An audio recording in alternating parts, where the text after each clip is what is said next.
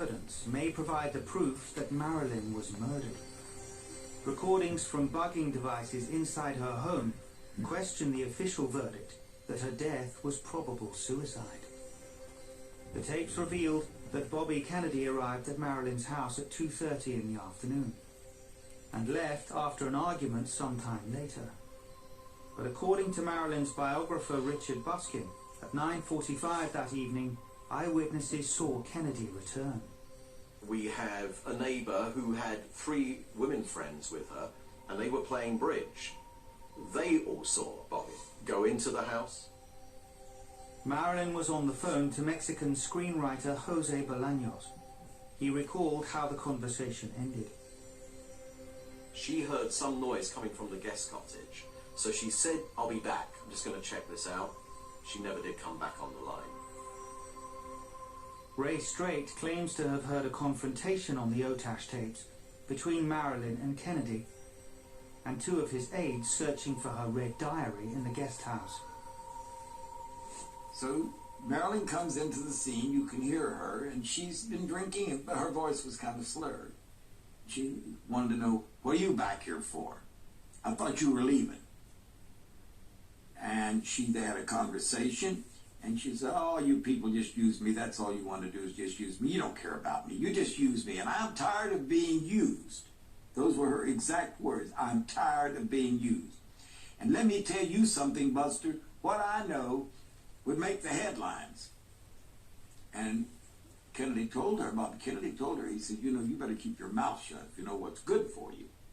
I know what's good for me. I'm Marilyn Monroe, and you're not messing." She didn't use the word messing. She used the F word with some extra here. And he says, "I know who I'm dealing with, but you don't know who you're dealing with." Marilyn got really hysterical with Bobby.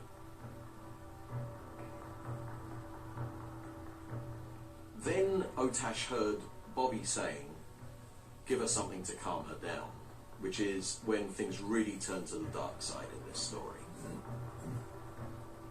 You could hear them smother, be careful with the pillow, watch out for the shot. And I'm not sure if that was somebody giving a shot or what was going on, but it was obviously that she was being smothered. Now that Marilyn has been sedated, Bobby and his henchmen basically are free to ransack Marilyn's house. And so they start rifling through everything, looking manically, frantically for this red diary. By 10:30 they've turned up nothing. So now they're really desperate and mostly wondering what they're going to do next.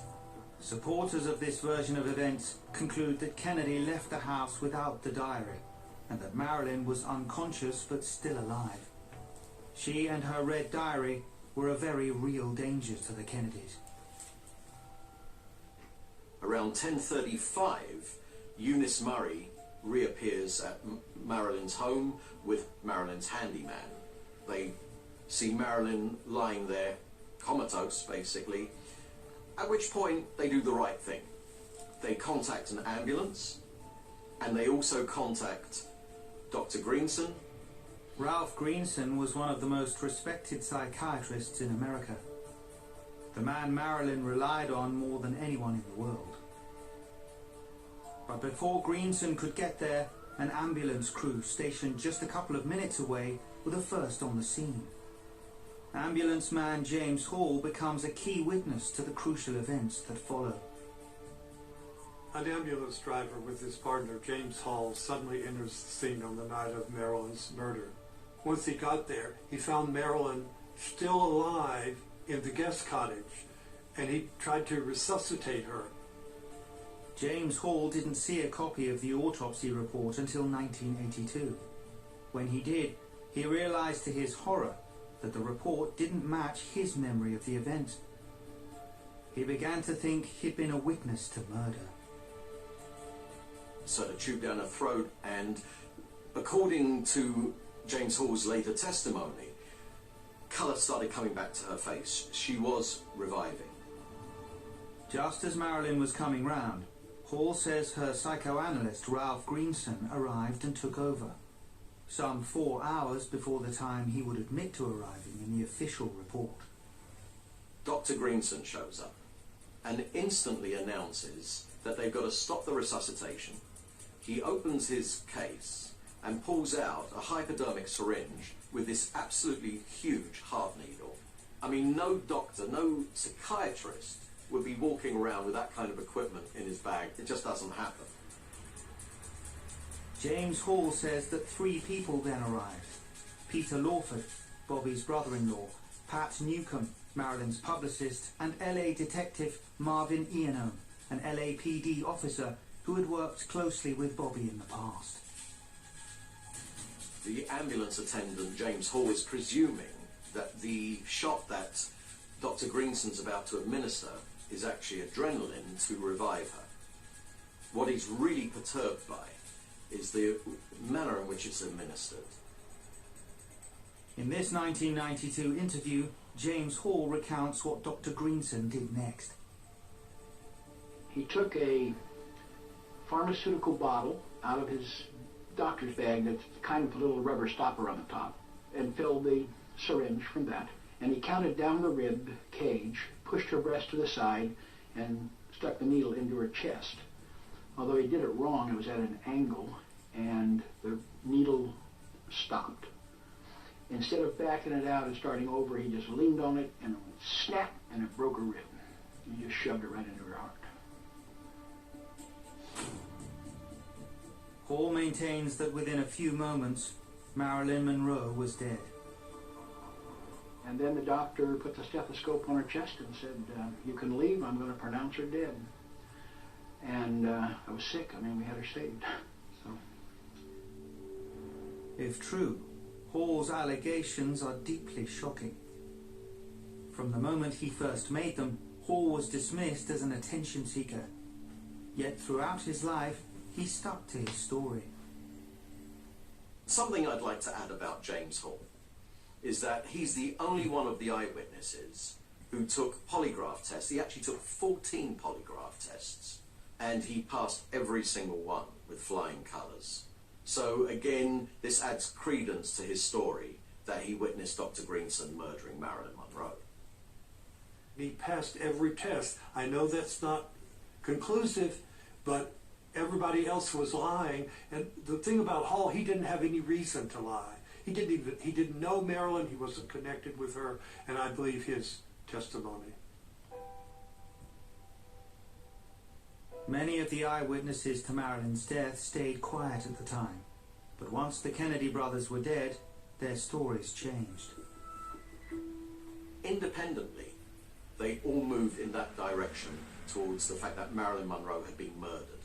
And why would they have not said that in 1962? The reasons are clear. Reprisals. 3 of the 5 people present that night eventually confirmed that Greenson was with Marilyn when she died. If Greenson did administer a fatal shot directly into Marilyn's heart, what possible reason could he have had for killing her? In the month before she died, Greenson and Marilyn saw one another every day. In his memoirs, Peter Lawford said that he had listened to an earlier tape recording that suggested that their relationship had gone beyond the strict boundaries between doctor and patient.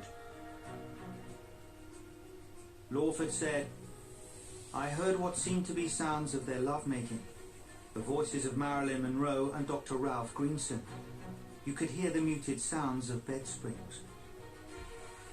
If that goes public, it could cost Greenson his license as a psychiatrist, probably cost him his marriage, and it could also put him behind bars, because that's criminal behaviour to be having an affair with his client. For years, Peter Lawford kept quiet. So why did he decide to tell all? Like Marilyn, Lawford eventually fell out of favour with the Kennedys. And when he did, he spoke out.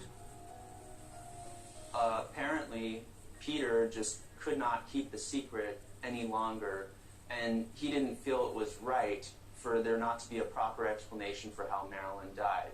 Marilyn Monroe was a friend of Peter Lawford's for more than 10 years, and he was an unwilling participant in her murder. Lawford's second allegation was even more disturbing.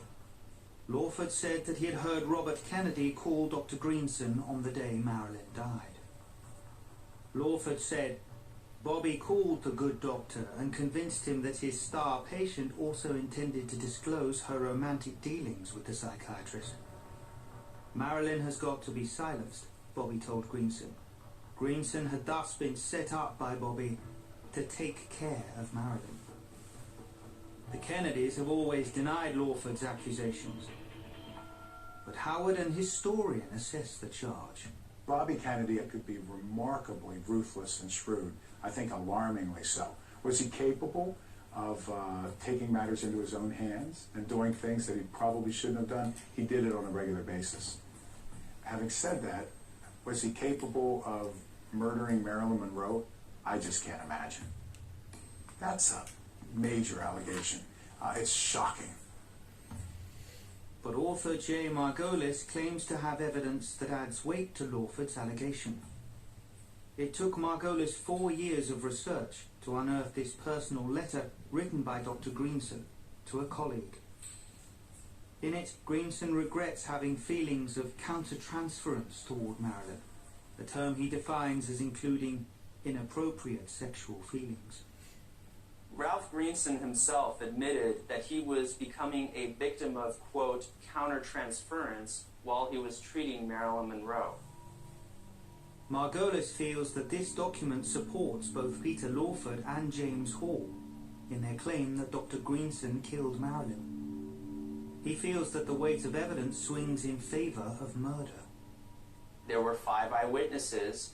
3 of the 5 state that Ralph Greenson was responsible. These 3 are Peter Lawford, James Hall, and Murray Leibowitz.